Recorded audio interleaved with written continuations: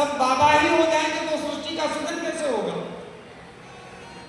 तो श्राप दे दिया, बोले जाओ तुझे श्राप देता हूं, तुम भगवान का भजन करोगे लेकिन एक ना एक दिन तुम्हें लौटकर वापस गृहस्थ जीवन में आना पड़ेगा।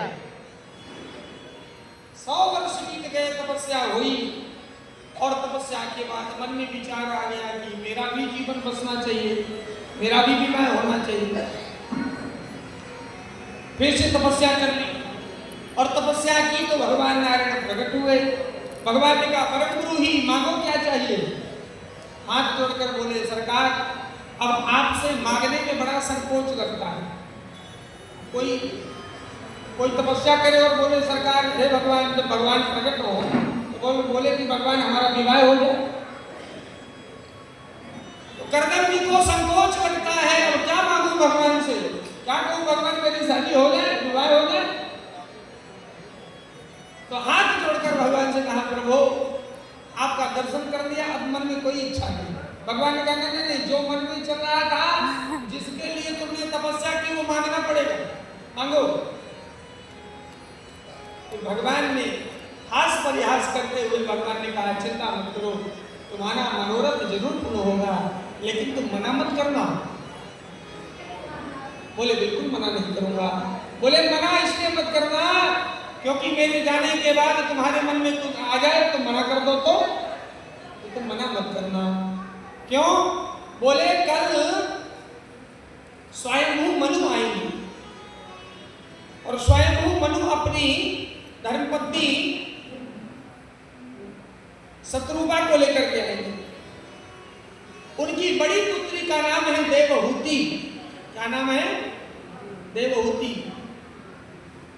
स्वयंभू मनु के 2 बेटा हुए और 3 बेटी। स्वयंभू मनु के 2 बेटा हुए, 2 बेटों का नाम है प्रियव्रत और उत्तानपाद। 3 बेटी हुई देवहूति, आकुति और प्रसूति। प्रसूति का विवाह दक्ष प्रजापति के साथ हुआ है, ध्यान दीजिएगा। और दक्ष प्रजापति के घर में ही सती का जन्म हुआ है और सती का विवाह भगवान शंकर के साथ हुआ। और फिर वही सती अपने शरीर को त्याग कर हिमालय राज पर्वत के यहाँ प्रकट हुई और माता पार्वती के रूप में फिर भगवान का विवाह हुआ। ये बड़ा विस्तार से कथा है। देवहूति माता को लेकर के स्वयं मनु दूसरे दिन आए, कर्दम जी के साथ विवाह कर दिया और चले गए। बहुत सारी सामग्री दी, खूब खुश रहना, इसी ब्राह्मण की कुटिया में रहना। सोचिए एक राजकन्या एक संत की कुटिया में, कर्दम जी की कुटिया में विवाह करके चले गए। क्यों? भगवत इच्छा है, भगवान नारायण की इच्छा है। और ये कर्दम कोई साधारण संत नहीं है, बहुत ध्यान से सुनिएगा। कर्दम कोई साधारण संत नहीं है। स्वयंभू मनु के राज्य में जितनी संपदा नहीं थी, जितनी संपत्ति नहीं थी, वो कर्दम जी के पास थी। और सब अपने तपोबल से सब कुछ लुप्त करके रखे हुए, लुप्त कर दिया। आगे चलकर जब देवहूति ने कहा महाराज मेरा भी घर बसना चाहिए, ऐसा विमान बनाया, ऐसा विमान प्रकट किया कि उस विमान में जो कामना करो सब कुछ उपलब्ध हो जाता है। उस विमान का नाम है कामत विमान।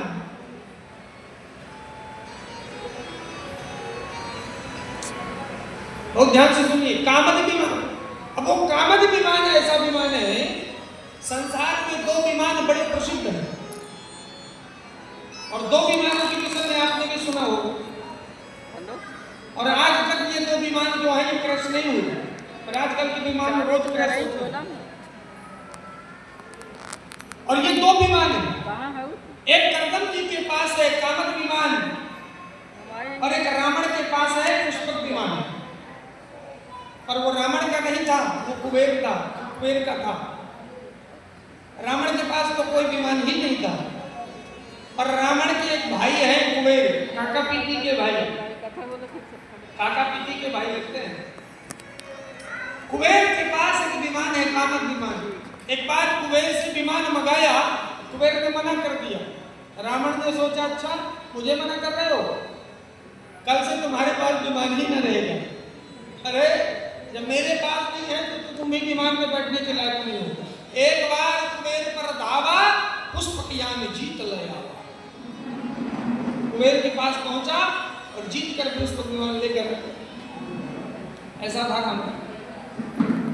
तो रावण के पास पुष्पक विमान और कर्दम के पास कामद विमान।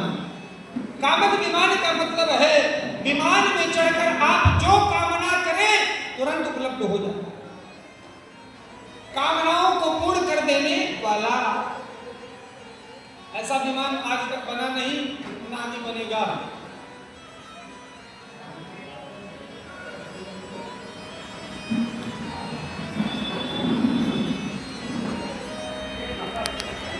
कर्दम जी महाराज माता देवहूति के मन को समझकर विमान में रह करके ही आनंद पूर्वक रमण किया, विहार किया। 9 कन्याएं होंगी।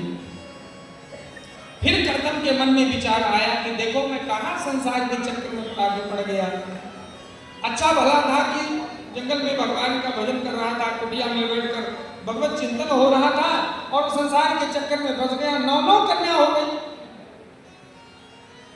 भगवान कब कृपा करेंगे, बड़े उदास हुए।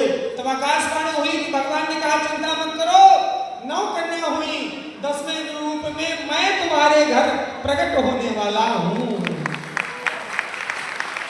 10वीं संतान के रूप में मैं तुम्हारे घर आने वाला हूं, चिंता मत करो। तब 10वीं कन्या 10वें पुत्र के रूप में कपिल मुनि का प्राकट्य हुआ। बोल कपिल मुनि भगवान की।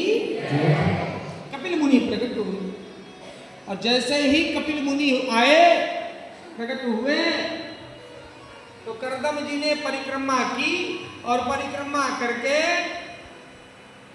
तुरंत जंगल की ओर चले गए। देवहूति ने रोका, बोले महाराज आप भगवान का भजन करिए, मैं आपको रोकूंगी नहीं, लेकिन मेरी एक प्रार्थना है। क्या?